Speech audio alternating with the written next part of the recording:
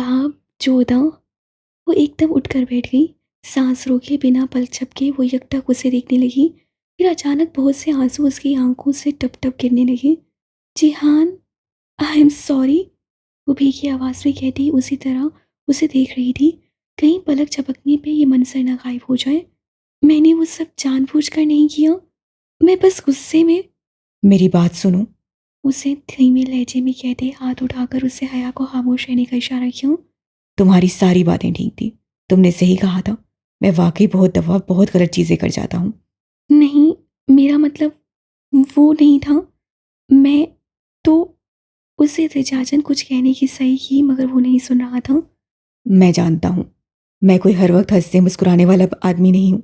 मैं पहले भी बहुत दफ़ा कह चुका हूँ कि मैं एक प्रैक्टिकल आदमी हूँ, एक्सप्रेसिव नहीं हूँ। मुझे दूसरों के दिल रखने नहीं आते। मैं लोगों पे जल्दी यकीन नहीं करता, शक करता रहता हूँ। और मेरी जॉब ने भी मुझे ज़रा सा बेहिस बना दिया है। मैं बहुत प्राइवेट पर्सन बन गया हूँ, या शायद हमेशा से ऐसा था। क्या तुमने दोपहर से कुछ खाया? अपनी रो में कहते एकदम उससे उससे पूछा। अगर वो तवक्कुफ के बाद इस वक्त सार करता तो वो कह देती कि उससे खाया है, मगर वो हमला इतना शदीद था कि उसका सर खुद बहुत नफ़े में हिल गया। नहीं, हाँ, बस मुझे भूख नहीं थी। उससे बात बनाने की कोशिश की। अब वो आंसू पहुँच चुकी थी और ये उसके लिए अजालत का बायस होता। अगर वो जान लेता कि हया ने उसकी वजह से तब से कुछ नहीं खाया, मगर वो जान चुका था। नहीं, तुमने कुछ नहीं खाया। और मुझे पता है लोगों से जवाब कैसे खुलवाए जाते हैं। वो मेज़ के किनारे से उठा और दूसरे कोने में रखी अंगीठी की तरफ गया। वहाँ एक छोटी सी मेज़ पे बहारे के पॉपकॉर्न के 2 पैकेट पड़े थे और ऊपर दीवार में एक बिल्ट इन माइक्रोवेव ओवन नस्ब था। कैसे उगलवाए जाते हैं? उसकी पुश को देखते हुए वो वहीं बैठे-बैठे बोली। वो अब माइक्रोवेव ओवन का ढक्कन खोले खड़ा पॉपकॉर्न का एक पतला-सा पैकेट अंदर रख रहा था, जिसमें सिर्फ मकई के दाने थे। टाइम सेट करके उससे ओवन का ढक्कन बंद किया, उसे स्टार्ट किया और वापस उस तक आया। अगर तुम किसी से सच बुलवाना चाहती हो, फ़र्ज़ करो अपने अब्बा से, तो उनसे सवाल तब पूछा करो जब वो ड्राइव कर रहे हों। ड्राइव करते हुए लोग अमूमन सच बोलते हैं। और मुझे कैसे पता चलेगा कि कौन सच बोल रहा है और कौन झूठ? वो बस बात को तोल देना चाहती थी ताकि जिहान पिछली बात भूल जाए और वो अपने अल्फाज सुराए जाने की शर्मिंदगी से बच जाए। झूठ बोलने वाले के चेहरे पे दस्तक बहुत वाज़िया निशानियाँ आ जाती हैं उस वक़्त जब वो झूठ बोल रहा होता है। ओवन सूं की आवाज़ के साथ चल रहा था। मकई के दाने चटकने की आवाज़ वक्फे वक्फे से सुनाई दे रही थी। एक तो होगी निगाहें चुराना, बाकी नो कौन सी होती है। वो अब सोफे पे पाँव नीचे करके दुपट्टा ठीक से शानों पे फैलाकर जरा तमीज से बैठ चुकी थी।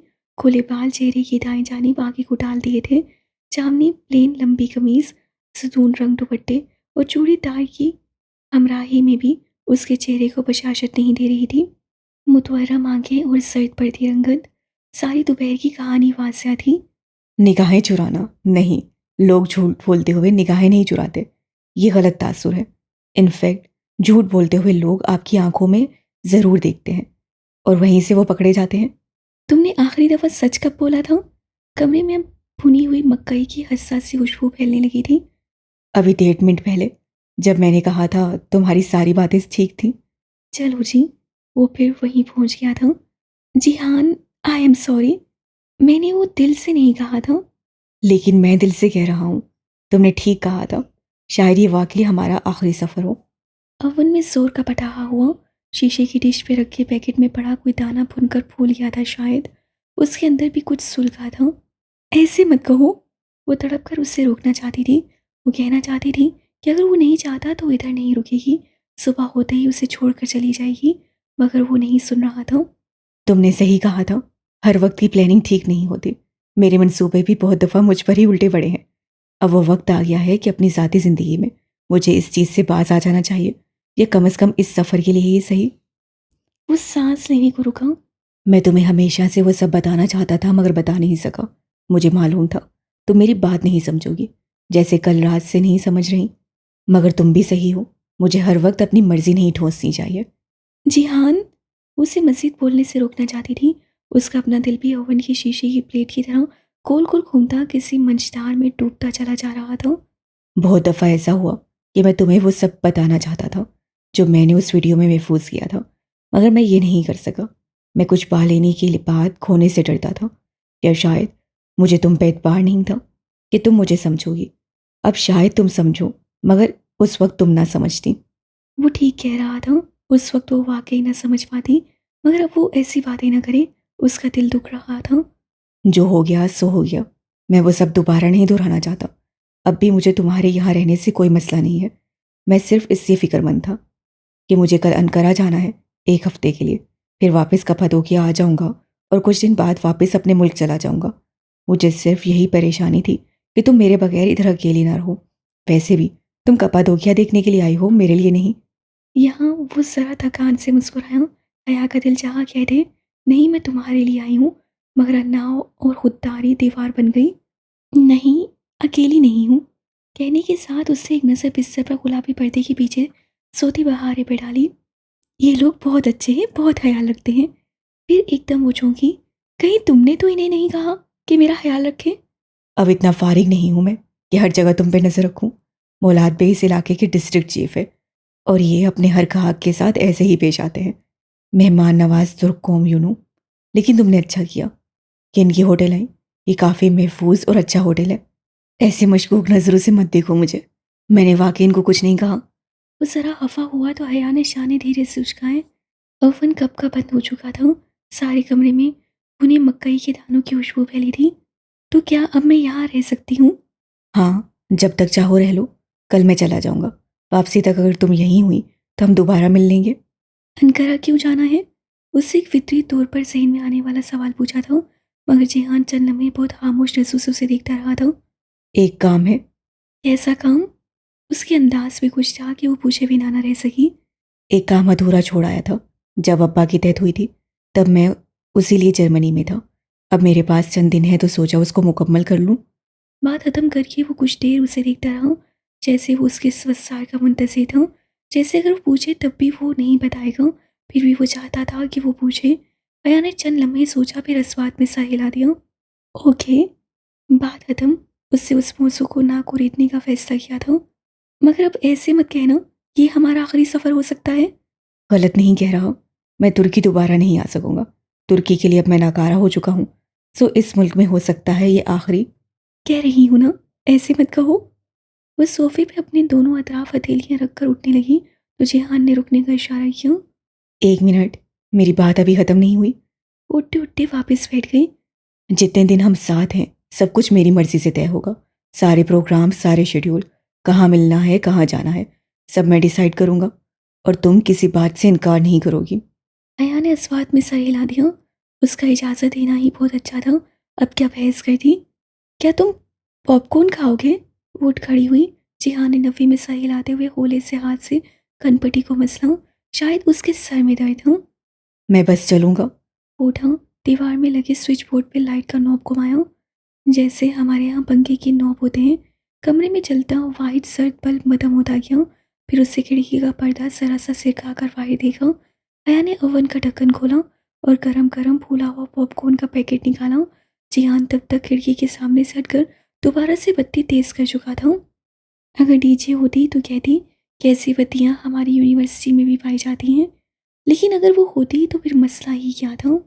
आशियाना के नए मेहमान आ गए हैं गालबन। बाहर अर्श है, उसके छुटने तक इंतज़ार करना होगा। वो सोफे पे उसी जगह बैठते हुए बोला जहाँ अभी वो बैठी थी। तुम थके हुए लग रहे हो, चाहो तो लेट जाओ, मैं आती हूँ। उसे वहीं छोड़कर वो ड्रेसिंग रूम में आई ताकि वहाँ सिंगार मेज पे रखा शीशे का बड़ा प्याला उठा ले। इस जगह पे फर्श पे अभी तक अफशां के ज़रात दिखाई देते थे, हालांकि पन्नार ने साफ भी किया था। प्याला उठाते हुए उससे आईने में खुद को एक नज़र देखा तो झटका सा लगा। सुर्ख मुतवरम आंखें, जर्द पर्दा चेहरा।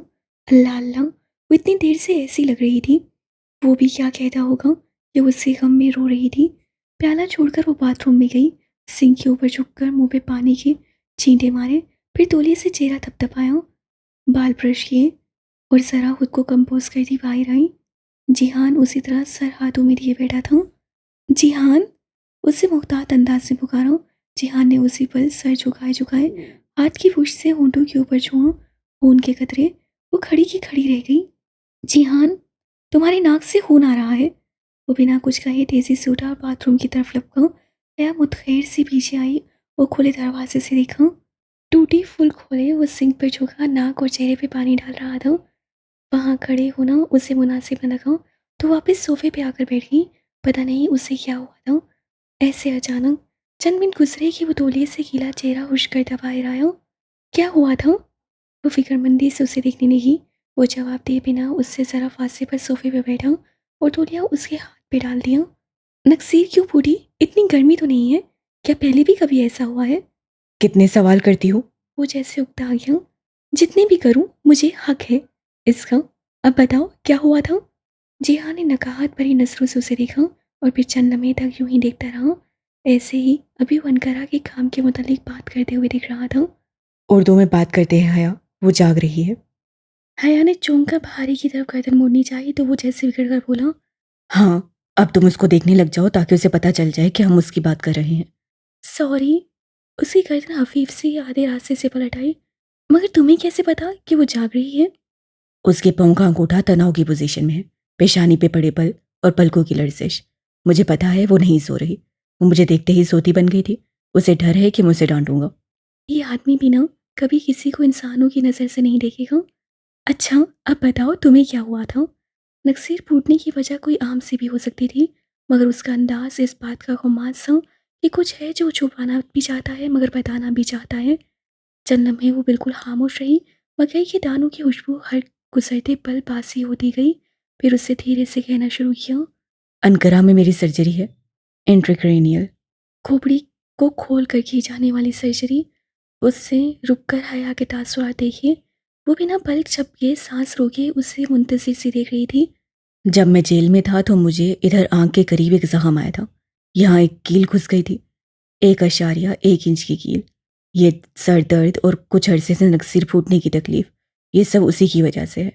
इसको निकालने के लिए सर्जरी करवानी होगी। ना करवाई तो ये मुसलसल दर्द और उसके आगे ट्रैवल करने का खतरा रहेगा। और अगर सर्जरी नाकाम हो गई तो बिनाई जा सकती है या मुस्तकिल माजूरी। जब अब्बा की डेथ हुई तब मैं इसीलिए जर्मनी में था, मगर तब मैं हिम्मत नहीं कर सका। अच्छा।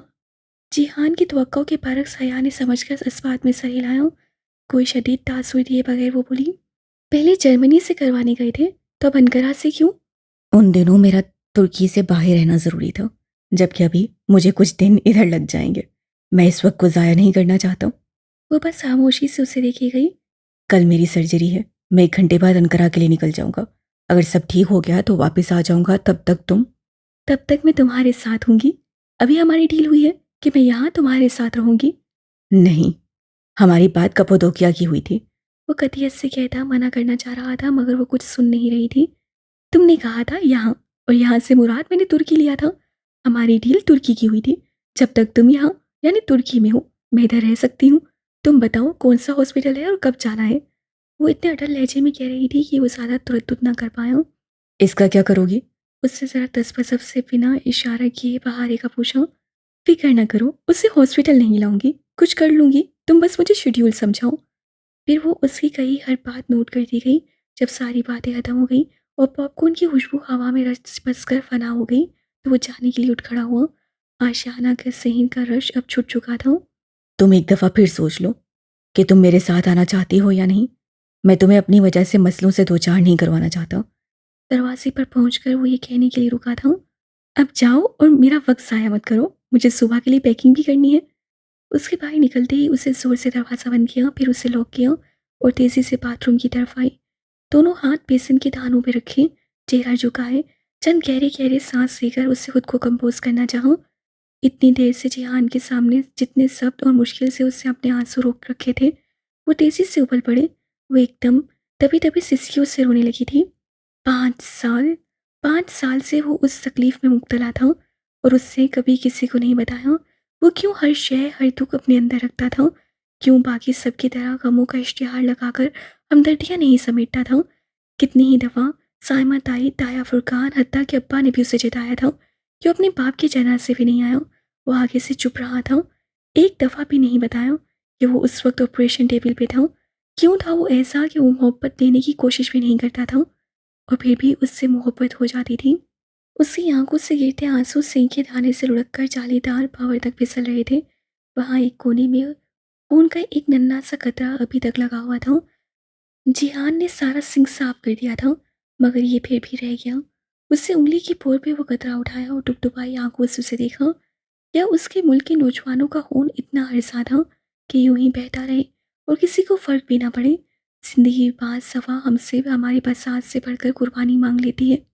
कुछ देर बाद वो मुंह हाथ धोकर बाहर आई तो वो सोफा, जहाँ कुछ देर कल चांदी के मुजस्समों का बसेरा था, अब उधर इस उसकी छोटी बिल्ली बैठी पॉपकॉर्न के प्याले से एक एक दाना उठाकर मुंह में डाल रही थी। उसे आता देखकर मुसम्मियत से मुस्कुराई। खाओगी? साथ ही प्याला बढ़ाया। No thanks. उसकी भूख मर गई थी और भी बहुत कुछ मर सा गया था। वो अपना बैग अलमारी से निकालने लगी। अब्दुल रहमान से तुम पहले भी मिली थी ना, और तुमने मुझे नहीं बताया? क्या उससे मेरे बारे में कुछ कहा? बहारे, हम अनकरा जा रहे हैं। पॉपकॉर्न टूंकता उसका हाथ रुक गया। पूरी आंखों में शदीद तकीर धर आया। क्यों? बस एक काम है मुझे, कुछ पेपर वर्क का मसला है। 2-4 दिन में वापस आ जाएंगे। उसकी तसल्ली और समझ के मुताबिक जवाब देती वो अपना सामान समेटने लगी। बाहर उलझी उलझी सी बैठी रह गई। पॉपकॉर्न का प्याला उसने बेदिली से मेज पे रख दिया। उसे खाना शायद उन तीनों में से किसी को नसीब नहीं था। अनकरा उतना ही खूबसूरत और साफ सुथरा सा शहर था जितना कि इस्तांबुल, मगर उससे वो शहर देखा गया, ना ही कुछ और। आसपास क्या हो रहा है उसे कुछ खबर नहीं थी। उसका दिल, दिमाग और सारी तवज्जो बस एक नुक्ते पे थी। आज जिहान का ऑपरेशन है। उससे जिहान के हॉस्पिटल से 2 ब्लॉक छोड़कर एक होटल में कमरा लिया था। बाहरी कोलकाता वो हॉस्पिटल के अंदर लेकर नहीं जा सकती थी और उससे होटल में तनहा छोड़ने को दिल नहीं माना था। वो उस बच्ची को किसके पास छोड़े? और हर मस्से की तरह इसमें भी उसे हाले का ख्याल आया था। हाले, मैं क्या करूं? फोन पर हाले को थोड़ी बहुत जमा तफरीक के बाद सारी बात बताकर वो अब उससे मदद मांग रही थी। ये तो कोई मसला नहीं। मेरी नानी अनकरा में रहती है। जो एड्रेस तुम्हें बता रही हूँ, वहां से काफी करीब घर है उनका। तुम सुबह बच्ची को वहीं छोड़ दिया करो, फिर शाम में ले जाना। चाहो तो तुम भी वहीं रह लो। ओह, हाले की नानी स्प्रिंग ब्रेक में जब एक्सचेंज स्टूडेंट तुर्की की सैर को गए थे, तो उनके डोम ब्लॉक से जो भी अनकरा गया, हाले की नानी के पास जरूर गया था। मगर तुमने वाकई इसको अगवा तो नहीं किया है ना? वो हंसते हुए पूछने लगी। फिर अचानक जैसे उसे याद आया, वो होटल ग्रैंड वाला लड़का 2 दफ़ा आया था। मैंने बताया कि तुम नहीं हो, मगर वो मुस्सर था। और एक मिनट, तुम तो अजमेर थी, फिर अनकरा? ओह हाँ, वो मैं आज ही इधर आई हूँ, मगर उससे मत बताना। और ये बात तो अभी उसने जिहान को भी नहीं बताई थी, शायद उससे कि उससे बड़े मसाइल उसके सामने थे। हाले की नानी सबिया नूर उतनी ही पुर मुशफ़क़, मिलनसार और मेहमान नवाज खातून थी जितनी कि तुर्क आवाम हो सकती थी। और एक वो लोग थे, इस्लामाबाद में उसकी यूनिवर्सिटी में कितने ही गैर मुल्की और बिलखसूस तुर्क लड़कियां पढ़ने आई हुई थीं। मजाल है जो वो किसी को कभी अपना शहर घुमाने ले गई हूँ। पता नहीं क्यों, मगर हम पाकिस्तानी स्टूडेंट्स के पास ऐसे कामों के लिए वक्त ही नहीं होता। सबसे अच्छी बात ये हुई कि सबिया आंटी ने बताया, मिसेस अब्दुल्ला, महर और उर्वा कल उनके पास रहने आ रही थी। डीजे और उसकी होस्ट फैमिली। पहला खाना पुलाव और मसूर की दाल का चोरमा। 5 लोगों का नाम भी किसी किताब के सरवर्ग की तरह होता है। सुनते ही यादों का एक बेकरार समंदर हर सू उमड़ आता है। सबिया आंटी को अपना मसला समझाकर एक दोस्त के लिए उसे हॉस्पिटल जाना है और बाहर ही उधर नहीं रह सकती। उसे बाहर एक उलहदा ले जाकर चंद एक हिदायत मस्जिद की। तुम अच्छी लड़की बनकर रहोगी ना? बाहर ने इस बात में सही हिला दिया, अलबत्ता वो खुश नहीं लग रही थी। तुम मुझे रोज छोड़कर चली जाया करोगी क्या? सब मुझे ऐसे ही छोड़कर चले गए। मुझसे कोई प्यार नहीं करता। उसका पहले से दुखी दिल मजीद दुख गया। एकदम से उसे उस फूल सी बच्ची पे बेपनाह तरस आया। पाशा बेग अमाल ने उसकी फैमिली को किसी फुटबॉल की तरह बना दिया था। आयशा अपनी बहन के लिए बहुत परेशान थी, मगर वो कुछ भी नहीं कर सकती थी। मैं शाम में आ जाऊंगी और तुम्हें एक फ़ोन भी ला दूंगी। उससे तुम जब चाहे मुझसे और आयशा से बात कर लेना। ठीक है। छोटी बिल्ली मुस्कुरा दी। उसे यककोना तमानियत का एहसास हुआ। सबिया आंटी के घर से वो हॉस्पिटल आ गई। ये एक प्राइवेट न्यूरो सेंटर था और वो एडमिट हो चुका था। उसे लिबास भी तब्दील कर लिया था। वो बस सर्जरी का मुंतज़िर था। अभी उसे ओटी में लेकर जाने में ज़रा वक्त था। सो ऑपरेशन से कबल वो आखिरी दफ़ा उसे देखने आई थी। वह खामोश था, चेहरा बेतासुर मगर सर्द। ओटी के लिबास में तो वो और भी ज़्यादा पसमुर्दा लग रहा था। कैसे हो? उसके सामने खड़े वो बस इतना ही पूछ सकी। जिहान ने निगाह उठाकर उसे देखा। वो बेड के किनारे पे बैठा था। ठीक हूँ। चंद लम्हे खामोशी की नजर हो गए, फिर वो बोली, तुमने आखिरी दफा सच कब बोला था? अभी 1 मिनट कबल, जब मैंने कहा मैं ठीक हूँ। उसकी बातें भी उसी की तरह होती थीं, पहेली दर पहेली। मेरा बैग रख लो, इसमें मेरा फ़ोन भी है। उससे अपने चमड़े का दस्ती बैग साइड टेबल से उठाकर हया की तरफ बढ़ाया, जिसे हया ने थाम लिया। अगर कुछ हो जाए तो मेरा फ़ोन खोलना।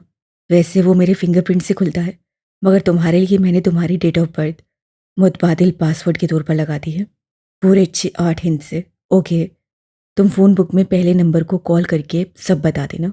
उसके हाथों में पकड़ा बैग एकदम बहुत भारी हो गया। इसकी नौबत नहीं आएगी, तुम ठीक हो जाओगे। जिहान ने जवाब नहीं दिया। फिर ज़्यादा मोहलत मिली भी नहीं। वो उससे ले गए और वो अमालियात खाने ऑपरेशन थिएटर का तुर्क नाम के बाहर एक कुर्सी पर आ बैठी। वो कह रहा था अगर मुझे कुछ हो जाए, और वो सोच रही थी अगर उससे कुछ हो गया तो वो क्या करेगी।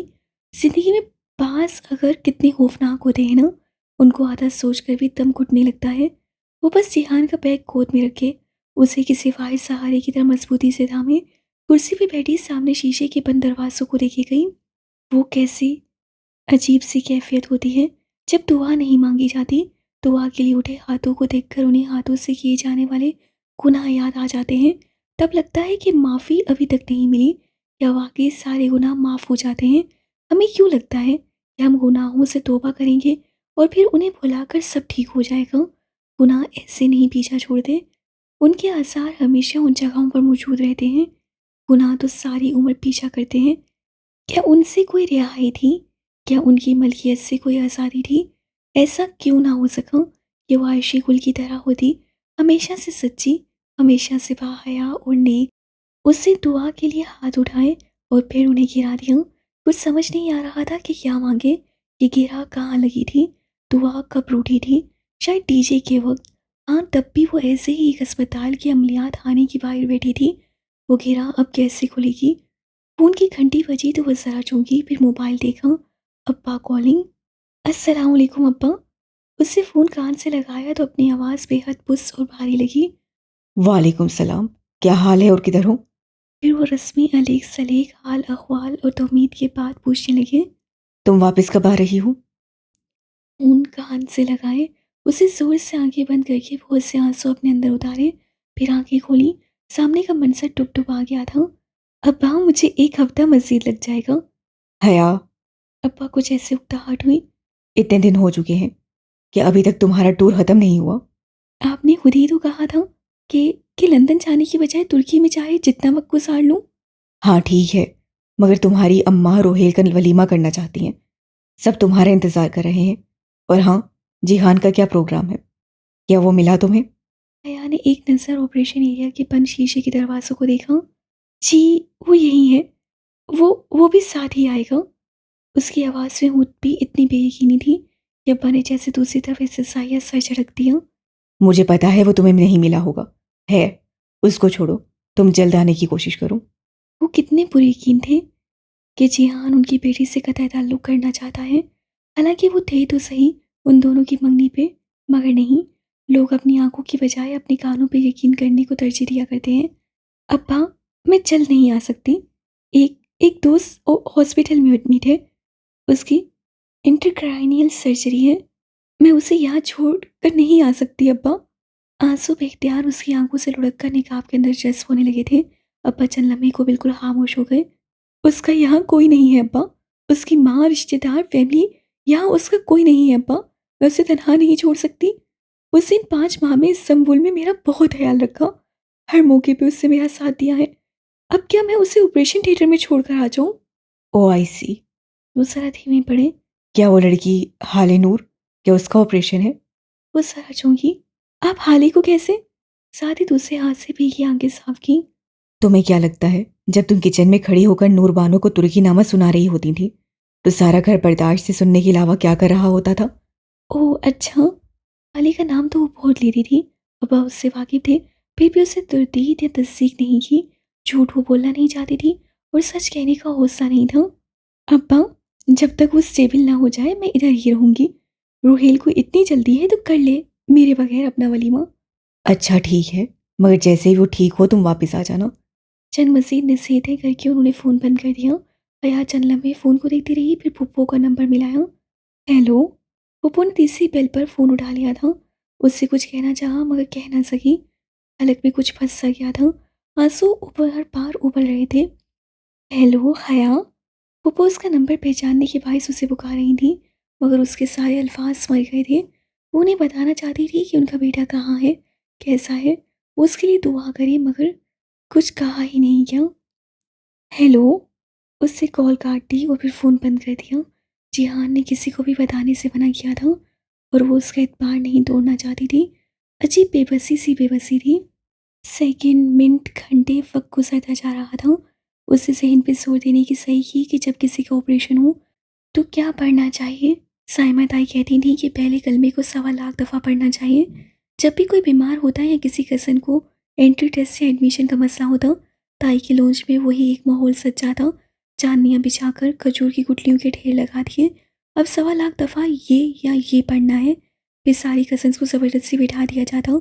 सना तो पढ़ती एक दफ़ा और गुठलियाँ 3 गिराया करती थी, फिर भी वो मरहला ख़त्म ना होता।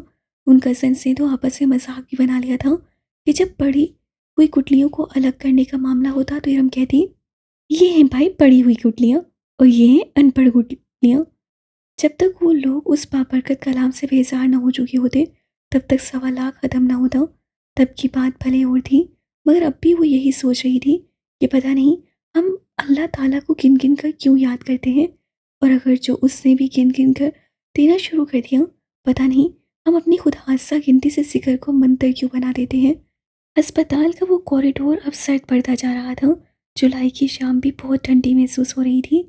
उसे सोचना चाहा कि वो जिक्र में क्या पढ़े, बगैर हिसाब रखे, बगैर गिने तवज्जो और यकसुई से क्या मांगे, मगर वो गिरा खुलने का नाम ही नहीं लेती थी। डीजे के बाद उससे दुआ मांगनी छोड़ दी थी और पर्दे के बाद शिकवा करना छोड़ दिया था, मगर अभी वो शिकवा करना चाहती थी जैसे यकूब अलैहिस्सलाम ने किया था। उसे कुर्सी की पुष्ट पे दीवार से सर टिकाकर आंखें मूंदी। बस यही एक शिकवा था जिस पे लब मोहर बन नहीं रहे थे। मैं अपने दुख और अपने मलाल की शिकायत सिर्फ अल्लाह से करती हूँ। धात की कुर्सी जैसे मकनातीस बन गई थी और चांदी के मुजस्मे का कतरा कतरा अपने अंदर जज्ब कर रही थी। मैं अपने दुख और अपने मलाल की शिकायत सिर्फ अल्लाह से करती हूँ। उसके कदमों में जैसे बेड़ियां डाल दी गई थीं। वो जाकर भी हरकत न कर सकती थी, ना ही सांस ले सकती थी। हर तरफ जैसे अंधेरा था। उस एक शख्स को धोखा देने का सिर्फ एहसास भी उस तारीख सुरंग की तरह था जिसका कोई एहतमाम ना था। उसकी सारी चांदनी उस अंधेरे में डूब गई थी। मैं अपने दुख और अपने मलाल की शिकायत सिर्फ अल्लाह से करती हूँ। 5 साढ़े 5 घंटे गुजर गए और तभी शीशे का दरवाज़ा खुला। उससे सर्जन डॉक्टर को अपनी जानिब आते देखा। उसके लोहे की होल को कुर्सी के मकनातीस से यूं चिपका रखा था कि वो चाहने के बावजूद भी उठ ना सकी। क्या हुआ डॉक्टर? उससे खुद को कहते सुना। सर्जरी पेचीदा थी मगर कील बहुत अंदर नहीं गया था। हमने उसे निकाल लिया है। डॉक्टर उसको बताने लगे थे। उसकी खोपड़ी का जो हिस्सा डैमेज हुआ उसे टाइटेनियम मैश के साथ रिप्लेस कर दिया गया है। और वो ठीक है या नहीं? उससे बेकरारी से उनकी बात काटी। वो पता नहीं कौन सी जुबान बोले जा रहे थे। हाँ ऑफ कोर्स वो ठीक है।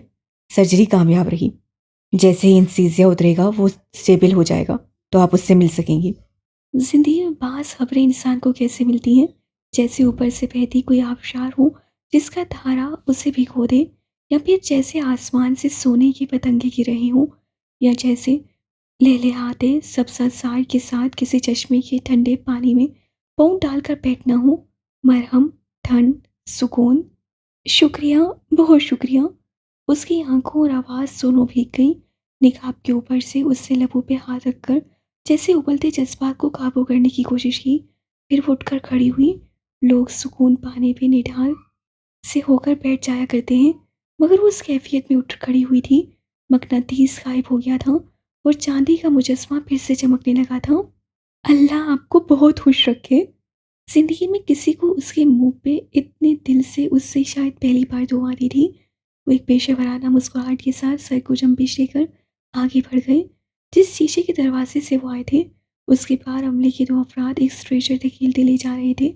वो दौड़कर दरवाजे तक आई और चेहरा शीशे के दरवाजे के करीब ले जाकर देखा। वो जिहान ही था। लेटे हुए उसकी गर्दन एक तरफ को ढलकी थी, क्योंकि चेहरा हया के सामने था। बंद आंखें, गहरे हल्के, सर पट्टियों में जकड़ा।